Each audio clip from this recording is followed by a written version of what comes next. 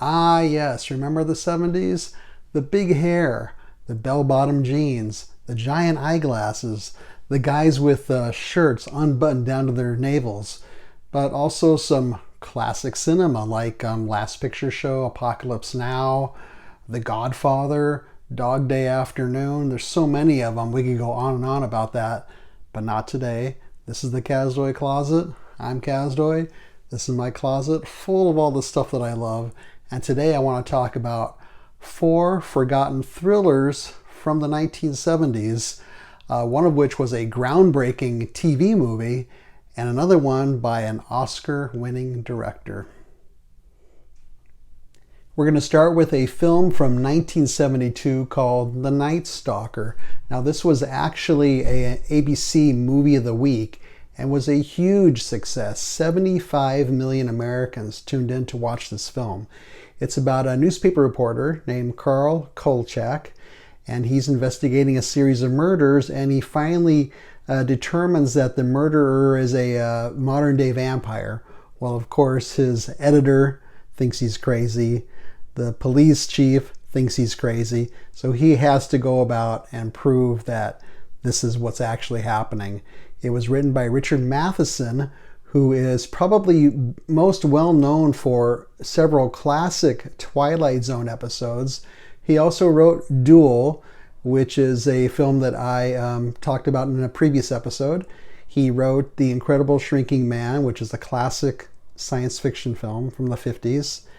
And he wrote the I Am Legend, which has been made several times into a film. The cast includes Darren McGavin as the Kolchak, the reporter, and he is one of the keys to making this a success because he really sells the concept. He's very believable. He's a cynical and sarcastic person, and he seems to only have one outfit, and that includes his seersucker suit and his button-down shirt and his tie and his straw hat. The other people of the cast are very strong. Carol Lynley, Simon Oakland, Ralph Meeker from Kiss Me Deadly, among other great films. Claude Akins and Charles McGraw, who was a character actor in many classic film noirs. So this was so successful that, of course, being television, it spawned a sequel. And the name of that sequel was The Night Stalker. That was from 1973. And this time it's set in Seattle. And the underground city of Seattle plays a very important role in this film. And if you've been to Seattle and you've gone on the underground city tour, it's quite amazing, where the city was built on top. The present-day city of Seattle was built on top of this old city, which is still there underground that you can look at. Once again, we have Darren McGavin playing Carl Kolchak. He's wearing the same clothes, and he's investigating a series of strangulations, and it seems to be being done by one person for over 100 years. So again, we have a supernatural element to these murders happening. And once again, we have his editor yelling at him because he thinks he's crazy, and the police chief yelling at him because they think he's crazy. And once again, it was written by Richard Matheson. This time the cast is an amazing roster of character actors. We have Wally Cox, who, as a side note, was very good friends with Marlon Brando, kind of a strange combination. John Carradine, who's only in about 2 scenes.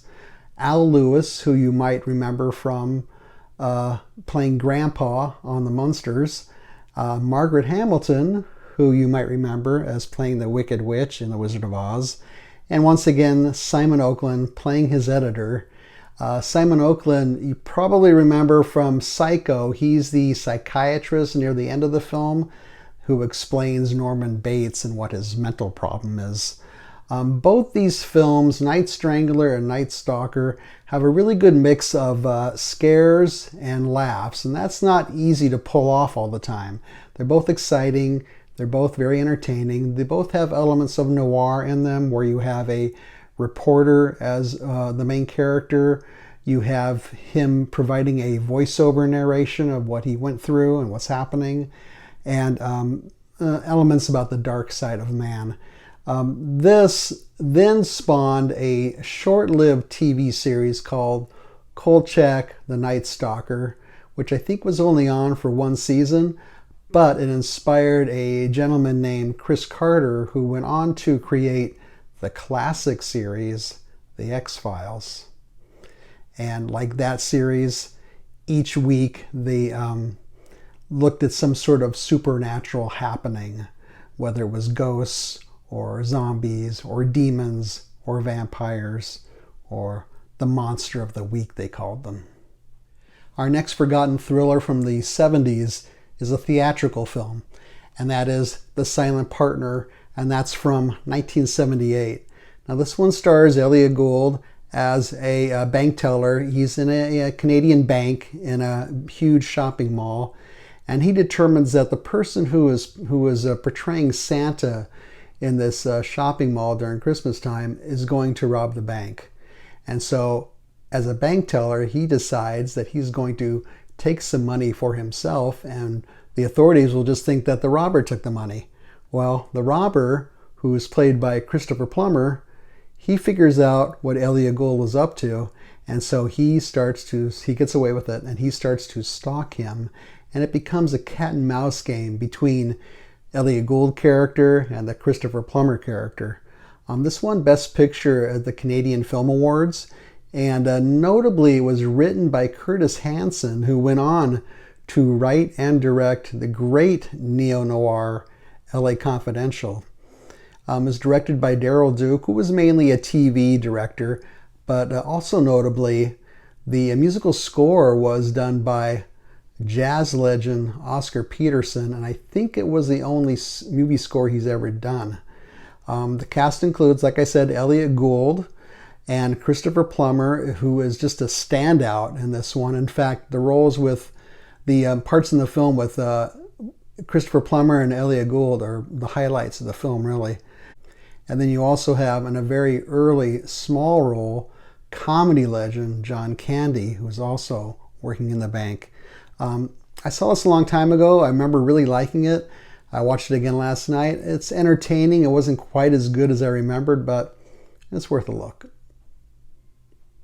And our last forgotten thriller from the 70s is Last Embrace, and this is from 1979. This is about a government agent who ends up going to a sanitarium because his wife is killed, and he blames himself for her murder. And then after he's released after about 3 months, he thinks the government is trying to kill him because he might be a risk, or maybe he knows too much. And they are indeed trying to get at him, but somebody else is really trying to get at him, and that is a very unpredictable plot line that I'm not going to give away here. The main virtue of this film is that it's very Hitchcockian, especially as it relates to Hitchcock's classic film Vertigo.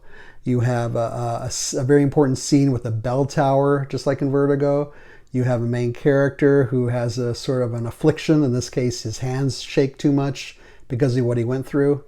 And you also have a woman who's leading a double life, just like in Vertigo. It's also Hitchcockian in general because the lush musical score, which was actually done by the same composer who did the Godfather score. And there's a set piece at a national landmark. In this case, it's Niagara Falls. And there's also even a little reference to the shower scene in Psycho. This was directed by Jonathan Demme, who went on to make some really good films: Married to the Mob, Something Wild, Melvin and Howard, the Talking Heads film, Stop Making Sense, and most notably, The Silence of the Lambs, for which he won the Oscar for Best Director. The cast includes Roy Scheider, who always gives a very intense, committed performance. He's very good in this. And the female lead is Janet Margolin, who's a very interesting actress. And she was in David and Lisa, and she was also in the Woody Allen films Take the Money and Run, and in Annie Hall, and several TV shows as well. And unfortunately, she died very early, the age of 50, from cancer. So there you have it, 4 forgotten thrillers from the 70s. that you might be able to find on a streaming service or that you can always purchase. I hope you enjoyed this video. Please give a thumbs up. Don't leave a thumbs down. Leave a comment or suggestion if you'd like to. Subscribe would be great. Share it with your friends and neighbors. Otherwise, I thank you for watching, and I will see you next time.